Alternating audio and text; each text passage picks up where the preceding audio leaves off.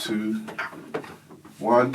Yes, what's going on, people? Yes. How you doing, bro? Very good, man. Very tired. I was going to say, likewise.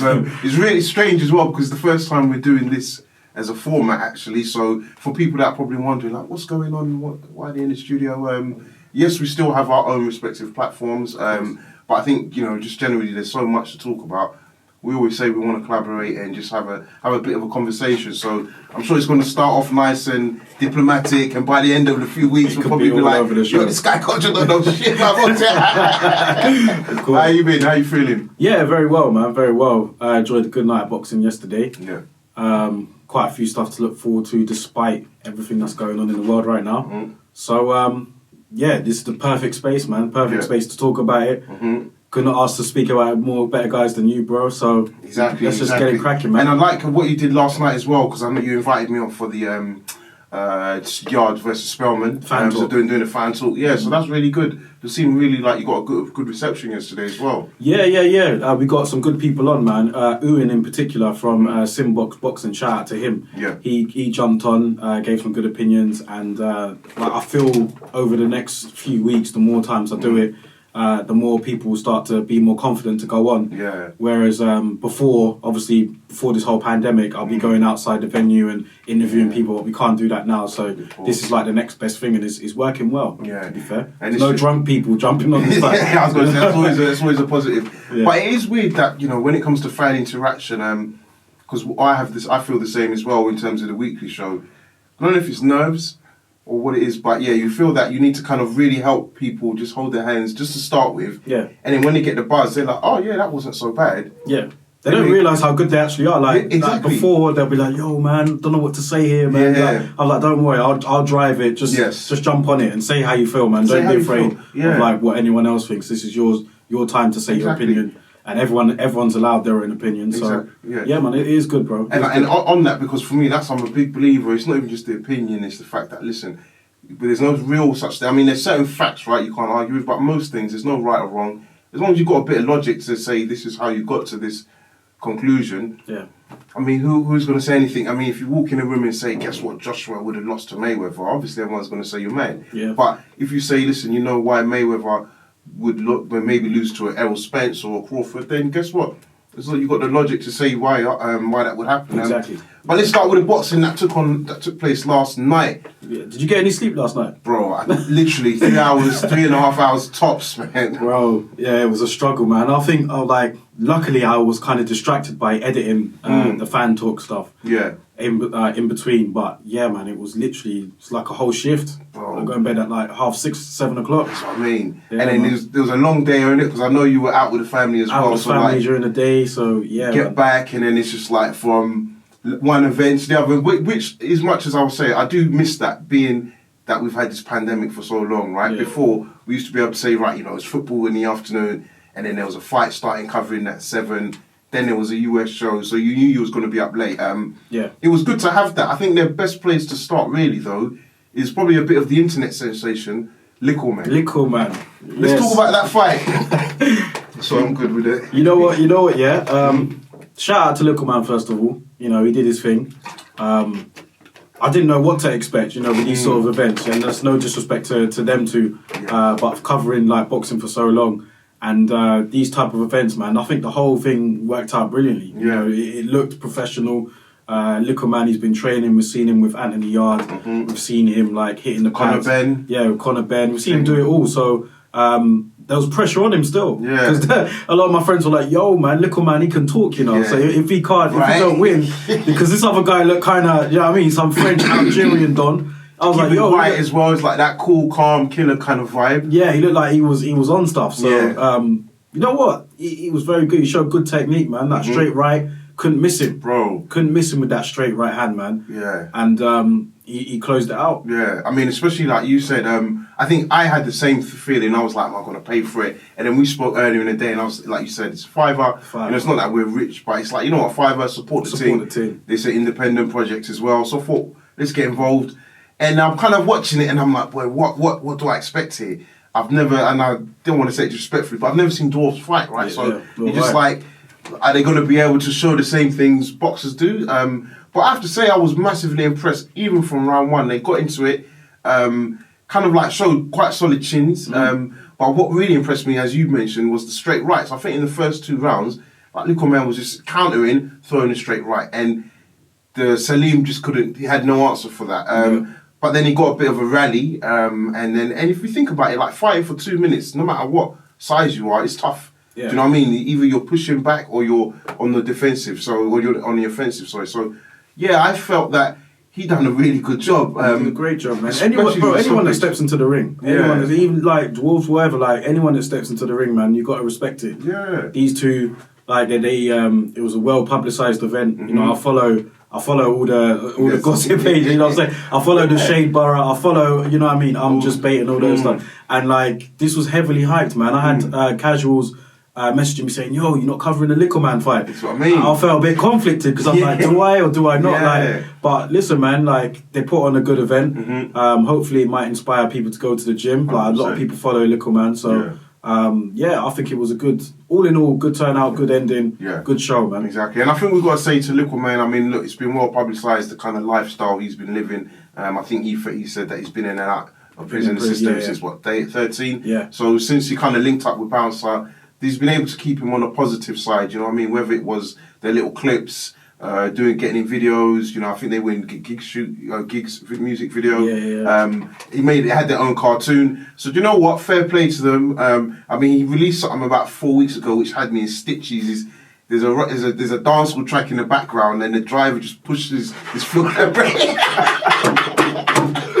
The way he just moves it. I've watched that video about 20 times, man. I've watched it about 1,000 times. I was in stitches. So listen, like he's putting himself out there, and I think, like you alluded to, like he was talking a lot. Like he's talking hard, man. I don't want him to lose, you know. He's serious. Sometimes I'm like, yo, this guy talks a bit too much, you know. But, I like him still. He did his thing, man. Exactly, and I like him, and I think the way he kind of performed to get the stoppage, like, you know, last round as well, I think you could see how much it meant to him, and I think, you know, is there going to be a big demand for this type of thing? You never know. At the end of the day, if KSI and Logan were able to fight, and now they're potentially Logan's fighting Mayweather, I'm not saying Likkleman's going to fight Mayweather, but I'm just saying, you never know. Like you're saying, people may really be inspired from this and start saying to themselves, you know what? There's a market for it at the end of the day. They could be right. And like, you know what? Like as hardcore as we are, we're just going to have to accept it, man. Like I know there's a lot of old school man that is like, yo, man, I'm not interested in this whole... What's your thought? What's your take on that, bro? The old school mindset of, like Logan Paul, and we're going to talk McGregor, Pacquiao. What's your thoughts on that generally? I think we just have to embrace it, man. Whether you like it or not, it's not going anywhere, man. And like, I'm not saying like you have to, if you don't like it, cool, don't watch it. You know what I mean? But it's not going anywhere. I think my only issue was when Eddie Hearn had the bill with the YouTubers and the boxers, and then the boxers were on the undercard. That kind of bothered me a little bit, because I'm like, yo, man, you're not showing respect to like Devin Haney, Billy Joe Saunders fighting on the undercard of, who was it, KSI. I was like, yo, was it KSI? KSI, Logan Paul, was it? I don't know. It might have been that. It was the other one. I was thinking it's the other guy. Where he beat him up, isn't it? The Dib guy, I don't know. Maybe him. But I've got no issue with it. Let them do it, man. Like they've got a huge platform. As long as you're not disgracing the sport, I've got no problem with it. Yeah, and I mean, I have to be honest, I'm similar to you. I don't see why people... I think only certain characters can do it, if I'm going to be real. And I think the characters that can do it, they usually have people that like them and a lot of people that hate them. Hence Mayweather, even McGregor to a certain degree. And for me, I've got no issue with it because I don't see it really being detrimental to the sport. Now, I can say, do you know what, there's certain guys that have been training through the amateurs, you know, will come up through their local club, you know, we're both from out of London. We know someone like Linus Udofia, you know, he would probably really, like, grasp these opportunities those guys are getting. But at the same time, they've built a name elsewhere, and they're now just kind of crossing over. And I think crossing over is kind of a good sign of commercial, like being commercial, and the sport of boxing needs that. I really feel the sport of boxing needs that. So I'm not sitting there thinking, oh, why is Pacquiao fighting McGregor? I'm actually looking forward to that. I think Pacquiao's going to mess him up big time. Do you know what I mean? If we look back in history, I think Ali got involved with wrestling. He did. I'm pretty certain Mike Tyson, if he didn't have a lot of his troubles, I'm sure he would have done a crossover. because Tyson Fury's obviously did the WWE. Yeah. So I think people just got to accept it. And I linked it to not too long ago. Didn't we see a charity football match? Now, granted, this is boxing and it's necessarily not for charity, but we saw a charity football match. You had some former pros. Soccer Aid, right? You had celebrities, like your Chunks and your Young Philly, and you had females as well.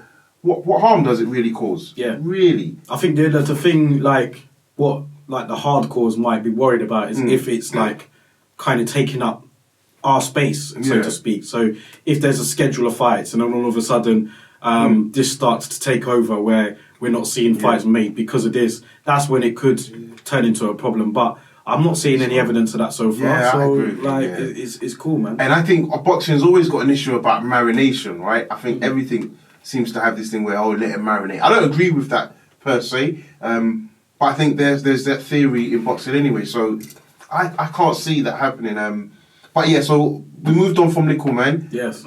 Josh Taylor, man. I think that's really the best place to start with the UK. Well, I mean, I didn't know much about. I'm not going to butcher his name. Let's just say Khongsong. I didn't know much about him. I looked at him and I thought, he's undefeated. He's a Thai fighter, and I know that Thai fighter and their reputation, these guys can fight. Yeah. You know what I mean? I've seen the videos and all the Muay Thai stuff and everything, and I thought, okay, it's IBF mandatory defense. Josh Taylor needs to do it. It's not like he handpicked this guy. He was quite tall, quite lean, this person. So I thought maybe he might be able to do something. I'm not expecting him to win by any means, and it was kind of like stepping into the unknown as to what he could really do. Yeah. But then the fight just turned out to be a bit of a blowout, didn't it, man? I mean, it was weird. It was a weird ending.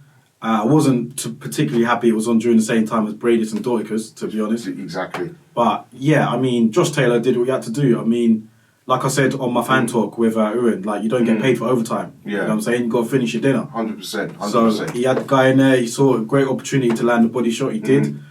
And then when he went down, man, I was like, this guy looks like he's been shot. You know, like the way he was rolling around, I was like, that must have been a great shot, man. At first, I didn't know what was going on. But then, obviously, the replays showed that, it was a goodly timed body shot from Josh Taylor. And it really took my man out. Yeah, and, I mean, I think, look, everybody's going to say it. You go on Twitter, everybody was like, well, what happened there? What the hell happened there? What's wrong with this guy?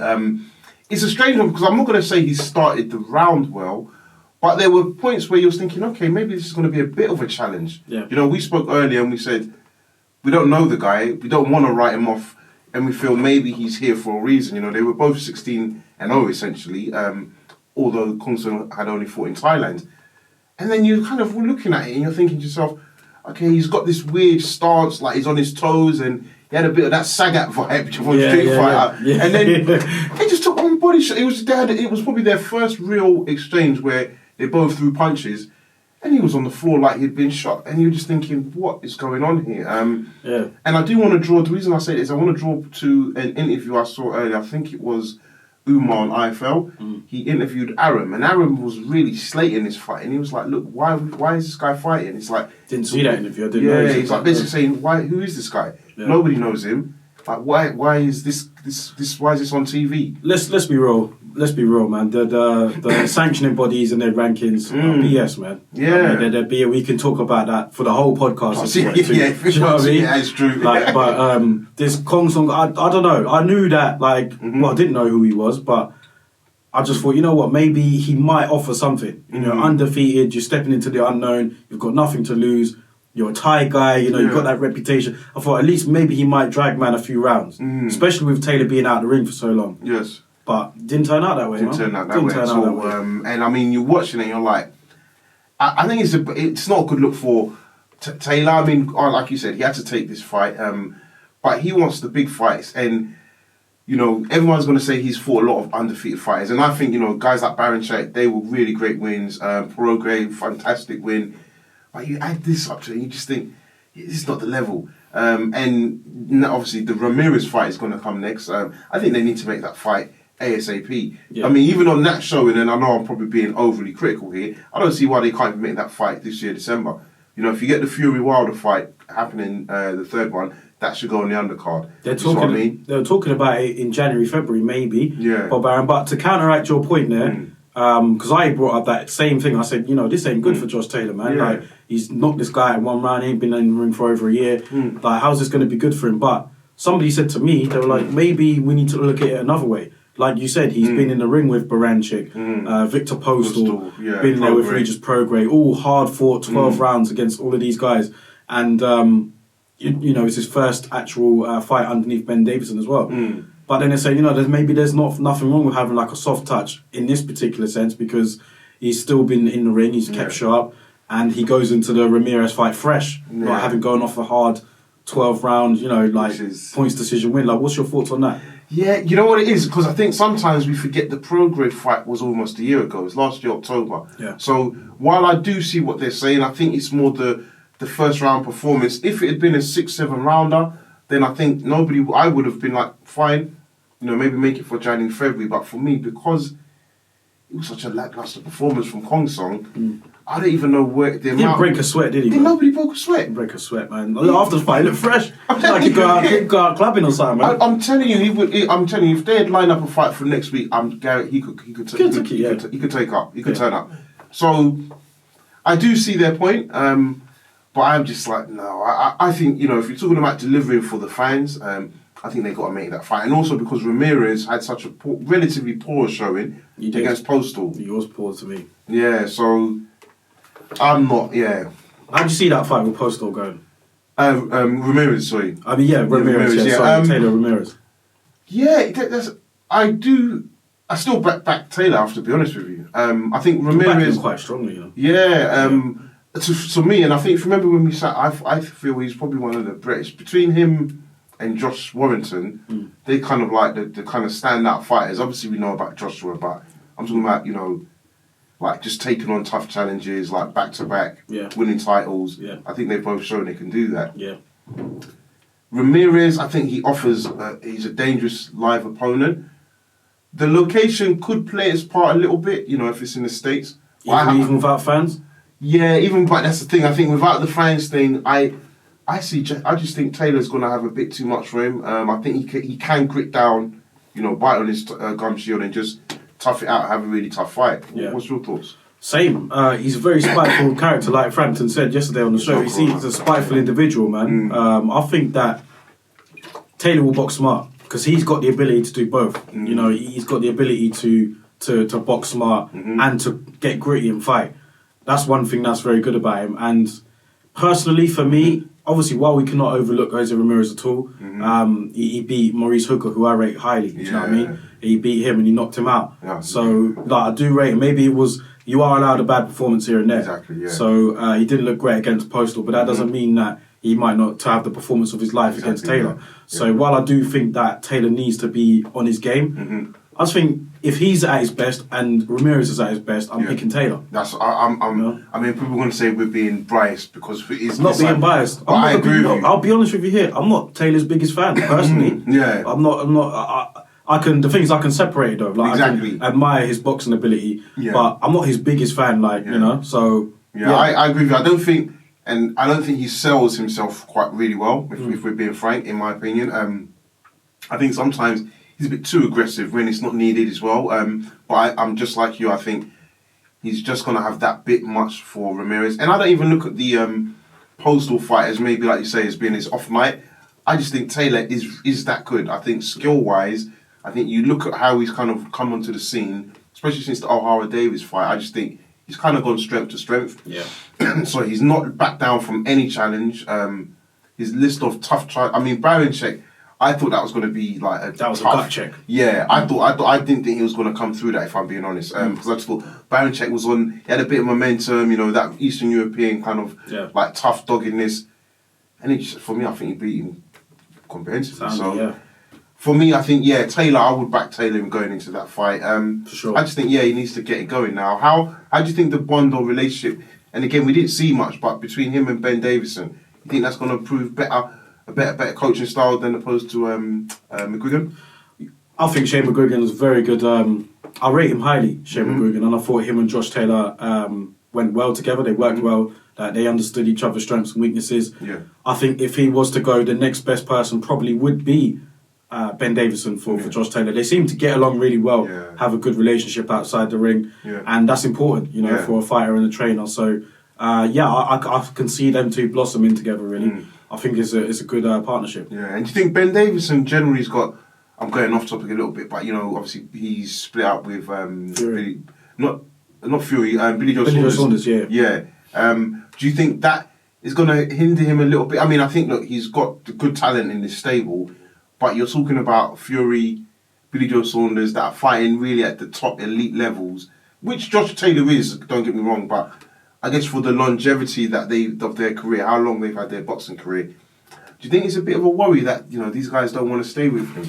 Not really, because when you look at Fury and Billy Joe Saunders, they regularly switch trainers. Like Billy Joe Saunders, he's been with the Ingalls, he's been with Tibbs. Yeah, wasn't he with Booth even at a stage, He was with Booth for a little while. Yeah. So I don't think Ben Davison should take that, to heart, that he's left him. He's been with him before and he's gone. Yeah. I think Billy Joe's just, same with Fury. These guys will just, they'll have whoever feels right for them, for the particular fight. Yeah. I think Ben needs someone to kind of work, alongside with long term. I think that Josh Taylor be the perfect person for him to do it. Yeah. He's got the profile. Yeah. And they seem to, like I said, their chemistry seems to be really good outside the ring. Yeah. So, man, give Ben Davison a chance, man. I think that he might be the guy. I was quite disappointed when Shane McGuigan left. It was a kind of sad ending to see how they both split. With the whole court thing between the McGuigans and that's just how it is at the end of the day, man. That's boxing politics, that's right? It, yeah. And is that resolved? I can't remember if that's really been resolved. I don't think so. I think it's ongoing, isn't it? Yeah, I think it was ongoing. Like there was Frampton one is anyway. Yeah, Frampton. I think Frampton one is, but I think this one seems to be like maybe due to Corona and everything, it's probably taken a back seat. Corona messed everything up, man. I'm telling you, the year of 2020. Yeah. So let's crack on to the US card. I'm gonna start first and then I'll let you take over, bro. But I've got to say, man, I was massively disappointed. I was thinking of you during that fight. I was thinking of you during that fight, man. I mean, sorry, and it's not Corona for people saying he's coughing now. It's not Corona, it's just a chesty cough. Duke didn't turn up. Look, I've got to be, like we were saying, you've got to be honest in boxing, right? As much as we've got people that we like, even if I like somebody, I'll still have to be honest with what my eyes saw from what I understood. It's a Casemiro fight. Right? Yeah, the Casemiro fight, the Duke Michael and Casemiro fight, sorry, thank you for that. Yeah, he just didn't turn up. Casemiro was on it. I think the fact that he was fighting on the US, which I didn't realise, he's probably looking at this as like, this is my Pacquiao moment. I mean, guy was doing street fight uppercuts. Haryukens. Bro. That Casemiro's serious, man. Bro. Yeah. He was, he's dangerous. So I know they're lining up the Inoue fight. Yeah. That's going to be huge. That's going to be massive. That's going to be huge. You watched the fight, obviously. Talk to me not just about Micah's performance, but also Casemiro. How much did he impress you? I thought Micah did all right in, what was it, round 2? Yeah. I thought he did all right. Like, he was standing up to Casemiro, and like he was landing, and I was thinking, he's not showing that much fear. But when he got caught, it was literally just, it was just the end of it. It was just the end. Yeah. And he like, I know you said that the referee should have stopped it. I think, what was it, the third round? The third round, yeah. Yeah, I thought that the referee, it was very tough for him to step in there, because I was thinking, when does he step in? Because he was trying to throw back, but then I know he was taking some serious punishment then, and he's undefeated as well. We had to say that, he's not going to want to lose his record. Yeah. But it was like the writing was on the wall from that point. When he got through to him, I was just like, it's just a matter of time, man. And even relentless. Even in the second round where there was, I think he clipped him a little bit, but then he threw a hook which missed, but Michael was off balance. But really, it was just like his positioning of his legs. His legs just never looked stable. No. His legs never looked stable from that moment onwards. Would you have stopped it in the third round then? I think I might have even stopped it in the second round. Oh, really? Yeah, because I was looking at it, maybe because I'm thinking, you know what, you can always live to fight another day. But Casemiro, if you look at the stats afterwards, he threw about 2 jabs. Yeah. Everything was a power punch. And at that level, you know what I mean? Continuous power punches, they can do a long-lasting damage. So, okay, you've come up against a tough fighter, you lose. Guess what? You can come back and fight again. Because tons of guys have lost, but they are able to bounce back. And I was just a little bit concerned because I was watching the positioning of his feet. Yeah. Didn't seem he had any sort of stability. He's on skates, man. He was on skates. It kind of looked like, I mean, there was one stage he literally turned his back. Yeah. Yeah, I don't know. So, his power's for real, Casemiro, man. Well, his power's for real. Yeah. Because Micah can punch, but Casemiro's, I mean, even like the guy saw 2 uppercuts. That's when the ref just, I think that was the ref just said, no, you're taking it. Too much showboating. Yeah. Like, it's not a football it's not a football pitch. Yeah. It's a boxing ring. Did the press ups at the end of it as well? Bro, the press ups. I suppose one-arm press ups as well. Press up, yeah. Bro. He's a character, man. You know, he's going to be infectious, this guy. I think so, yeah. I think now that he's in the US, because I remember him when he fought Tete on the Frank Warren show. Yeah, that Tete show fight, man. Jeez. And everybody knew Tete can punch. Yeah. And he just wiped him out. So, yeah, look forward to seeing more from Casemiro. He's very short, isn't he? What's his height compared to Inoue? Do you know what Inoue's height? No, Inoue's quite tall, isn't he? Or is he for that particular weight? For the weight, I think he's got a bit of a, I'm gonna say gangly frame, but yeah, for that weight, his frame isn't like really short and a bit stocky. Duke Mike has got that bit of width. I was gonna say, then Charlo Derevyanchenko. Yeah. I mean, I think that was a good fight, bro. Great fight, man. Charlo, I was literally on the edge of my seat because, like I said, I like the Charlo. Do you know what I mean? I'm not the biggest fan of Jamel, but I do like Jamal. I like the way how he carries himself. Yeah. And going into this, man, the Derevyanchenko fight, I thought, this is going to be very difficult for him because this is Derevyanchenko's 3rd title shot. Yeah. You know, he's 34 years old, 35. Yeah. He's not going to have many more opportunities. He looked very good against Triple G. Yeah. Probably unlucky in that fight. Against Danny Jacobs, he pushed him all the way. Yeah. So I'm thinking this is a tough test for Charlo, man, because he hasn't been, pulling up trees recently. So yeah, I knew people out there that were picking Derevyanchenko to win that, and I thought that Charlo just bossed it from the outset, man. His jab and he was very authoritative with what he was doing. Yeah. Like every punch he was throwing was with bad intentions, and he wanted to let his guy know, like, look, you're not gonna be like, I'm not just gonna let you in. You're gonna have to force your way in. Yeah. And look at Derevyanchenko's face after the fight, man. He busted him up. Right. But again, with Derevyanchenko, the way how he got back into it in the later rounds, all the punishment this guy was taking, and he was forcing it. He's a tough motherfucker. It's a tough guy, man. It's tough. And Charlo, I thought he was wilting in a couple of rounds. I thought that, it got to him a little bit. Maybe someone else that could apply pressure, maybe he's a bit taller, that can force their way in a bit better, might give him problems, but take nothing away from the win, man. It was a great win for Charlo. And on that point, I think what Derevyanchenko does really well is that he counters. Yeah. So I think one of the things, as you were saying, because he started like Charlo, I wouldn't say came out of the blocks, but he kind of dominated. Like he took centre and he was using the jab and he was kind of like throwing some really powerful shots. And Derevyanchenko had answers, but I didn't think he had any. He wasn't making Charlo think. Yeah. But then, like you said, the middle rounds, I don't know if it was a stamina issue for Charlo. I mean, we'll find out. But Derevyanchenko really just seemed to time his punches really well. And I think that gave Charlo something to think about. Yeah. For me, Derevyanchenko is one of these guys that even when he loses, and we said it earlier in the day, he still comes out with the flowers. Yes, he's lost to Charlo. Yes, he's lost to Jacobs. Yes, he's lost to Triple G. But in all of those fights, everyone's like, he fought well. Right? Everyone's come out there thinking, this guy can fight. So these are like 3 fights that he's got points decisions that some people were even like, I don't even think the scoring was correct. Like, I think he's done himself a real massive, he's done his reputation a huge amount. He's proved that a guy who takes an L can still retain his stature after a defeat. It's proof right there. 100%. Because I'd like to see Derevyanchenko again. I mean, and a lot of people will. I was going to say, do you think that we could see him against the likes of a Eubank Jr.? I was going to get onto Eubank Jr. because I'm hearing, he's been calling out Charlo. And I'm going to be real, man. I think Charlo takes out Eubank, man. Charlo takes him out. Eubank, I don't think... I just think he gets hit too much. I was watching his fight against Spike Sullivan the other day. And he got hit a lot in that fight, man. You shouldn't. And I think if someone like Charlo, the way how he was fighting against Derevyanchenko, you get hit with one of them. Yeah. I just think, that might not be a good fight for Eubank, I think it'd be entertaining while it lasts. Yeah. But I don't know, especially with him being out the ring for so long. When was the last time he was in the ring? So for a lot of these guys, right, yeah. Maybe, but even then, it was like the phantom shoulder injury. So he fought Korobov, yeah, and then he had that shoulder injury, and then it was cancelled after 2 rounds. Not very active.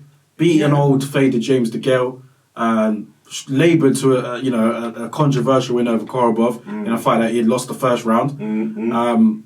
Hasn't fought this year. Lost to George Groves, and I think the George Groves defeat was probably the most eye-opening for him. I know he kind of looks at the Billy Joe Saunders one, thinks he could have did something, but for me, the George Groves fight, George Groves just established the jab and just took him to school. And do you know what the difference is? As athletic as Chris Eubank Jr. is, you're going up as Charlo is very athletic as well. He can match you in terms of that. And they're both middleweights, but I just think I don't think that's a good fight for Eubank. Yeah. I mean, I think we might see that fight. I'll be honest with you. I do think we will see it. If Charlo doesn't get Triple G, I think we'll see Eubank because I think there's money that can get behind that fight. I think UK fans would probably tune into that fight as well. For sure. But I'm in agreement with you, and I like Eubank. Every time I'm a big fan of Eubank, man. I'm a big fan of him. I just think his style will cause him problems. And when I mean his own style, because I think he's just all out action. I think it's kind of like perfect for Charlo to time him and just counter him and catch him with a couple of big shots. Maybe not one, but do you think he stops him? Do you know what? I'm starting to doubt. I'm going to be honest. I'm starting to doubt Charlo's power coming up the division. I would probably say no, but I think he will dominate him, and I think it will be similar to the George Groves where, Chris Eubank just can't find a way in. Do you know what I mean? So even though George Groves didn't stop it, he just couldn't find a way in to land these combination punches, because that's his success, isn't it? Like for me, when you see Eubank fight, he gets you, and then he's like 2 or 3 shots at a time.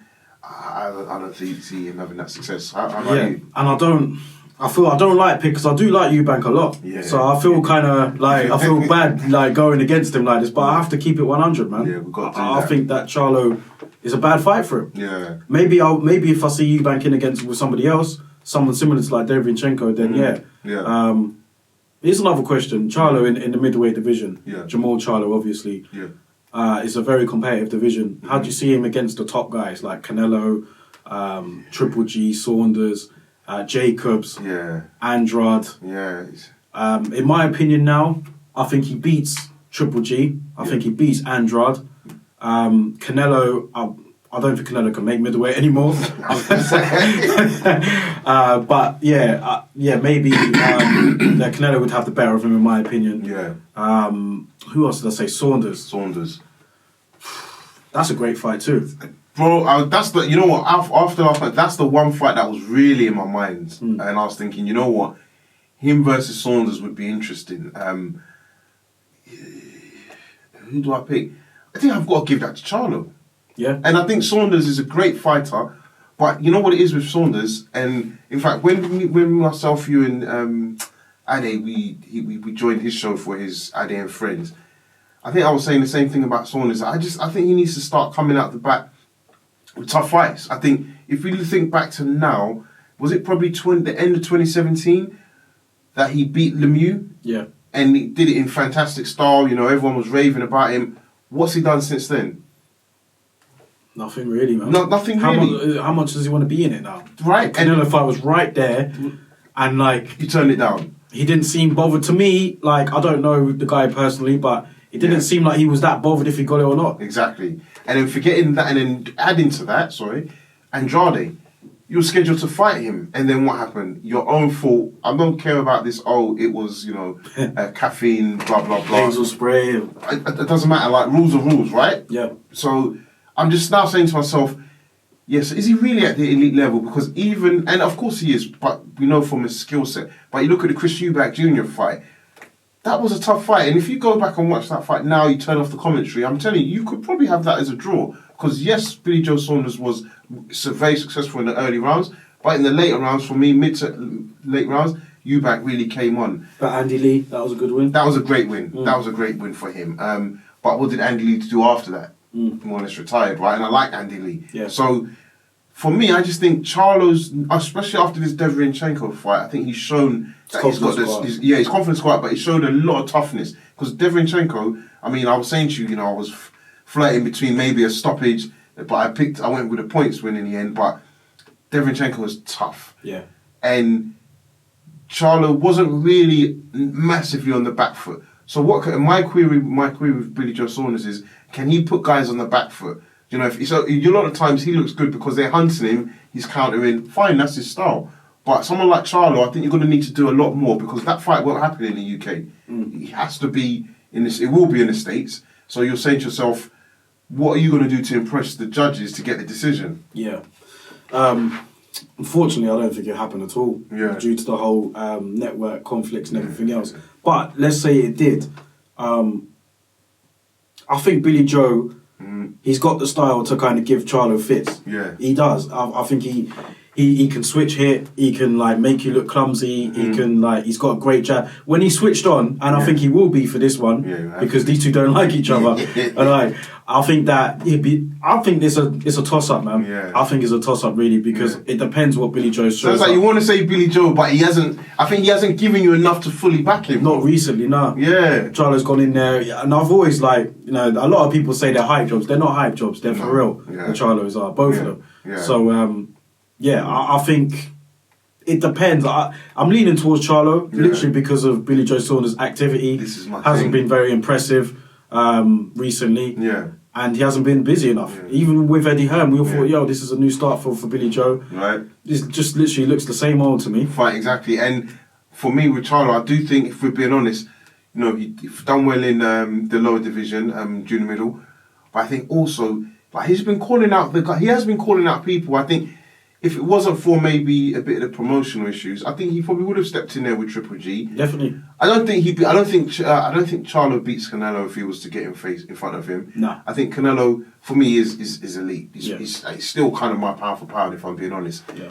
So I'm saying to myself, Andrade, I think you could beat him. Yeah, I do now. Yeah. And I think Billy Joe Saunders, I think he could beat him. I think Triple G, I would pick Charlo, but I'll be honest, I wouldn't be surprised if we saw one last big sort of hurrah from Triple G in that sense as well. So, but yeah, I mean, let's focus on the brother. Is obviously Charlo versus Rosario.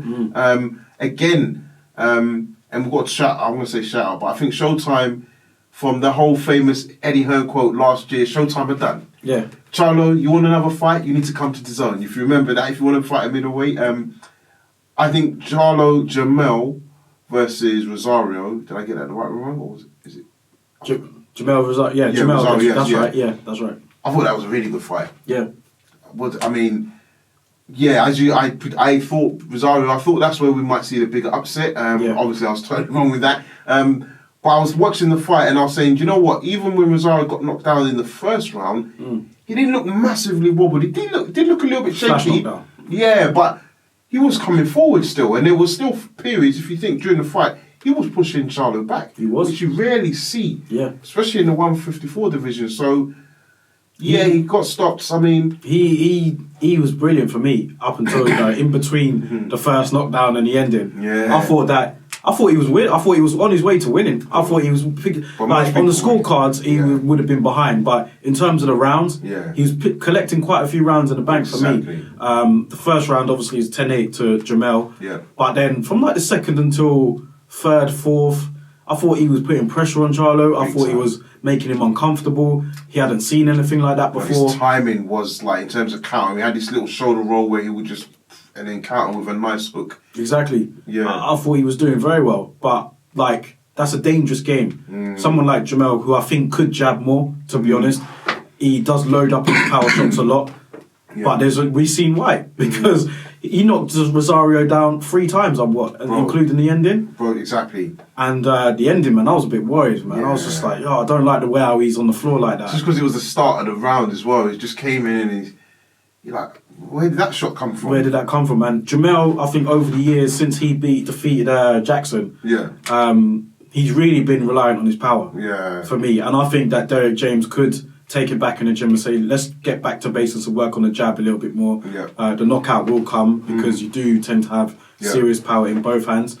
But he's no doubt the best 154-pounder in the world. He secured that yesterday. I'd pick him over anyone in that division right now. And the confidence is up. The Charlos, both of them. This was an acid test for both of them. These fights were, man, and they came through it. So now it's. The floor's open for them to become stars, man. 100%. And Jamel, great win for him. Great win for him. Rosario, he's a tough guy. Like Dominican Republic, been through poverty. Yeah. And Jamel did what he had to do, man. Banana man. Yeah. I mean, look, I think you hit the nail on the head there. He did what he had to do. It was a huge acid test. Again, I didn't even pick him to win, although I knew he would perform. He has to be the best 154 pounder out there at the moment. Without question. Yeah. Right? All this talk of Liam Smith or Liam Williams, I don't think they're on the level. No. And it's going to kind of lead the segue into one of the next topics. Before you do, I think the commentator highlighted it yesterday.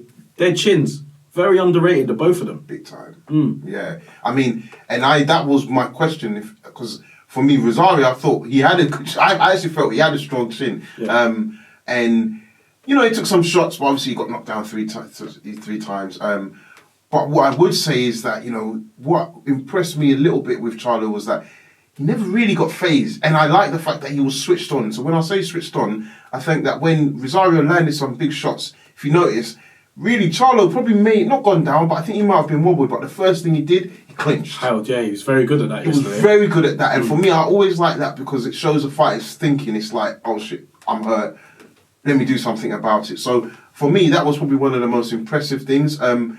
I think Rosario, again, didn't do himself any, disservice, because I still think after the first knockdown, he was putting on a fight. He was hunting Charlo. He was doing very well. He was using the jab, coming in with hooks, he was going to the body as well.